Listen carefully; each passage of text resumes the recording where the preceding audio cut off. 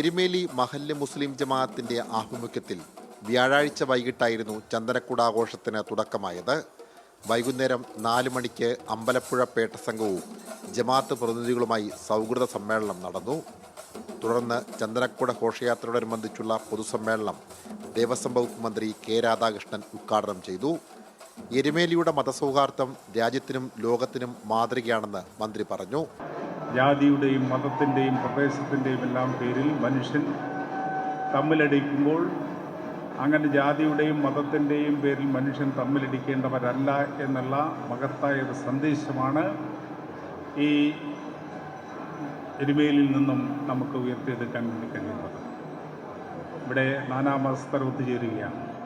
നെറ്റിപ്പട്ടം കെട്ടിയ ഗജവീരന്മാർ, ചെണ്ടമേളം, ശിങ്കാരിമേളം, നിലാക്കാവടി, കൊട്ടക്കാവടി, ദഹ്മുട്ട്, കോൽക്കളി, ചലച്ചിത്ര മാപ്പിള ഗാനമേള എന്നിവയും ഘോഷയാത്രയ്ക്ക് അകമ്പടിയായി.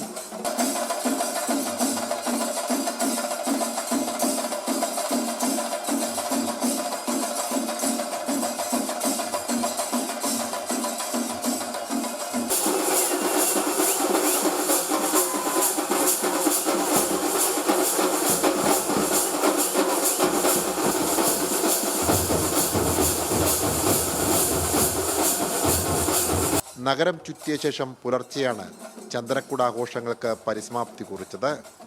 നാടിൻ്റെ നാനാതുറകളിൽ നിന്നും നിരവധി ആളുകളാണ് മതസൗഹാർദ്ദ ആഘോഷത്തിൽ പങ്കെടുക്കുവാൻ ഒഴുകിയെത്തിയത്. സാംജിത് ആർപ്പുക്കരയ്ക്കൊപ്പം സനോജ് സുരേന്ദ്രൻ, കൈരളി ന്യൂസ്, കോട്ടയം.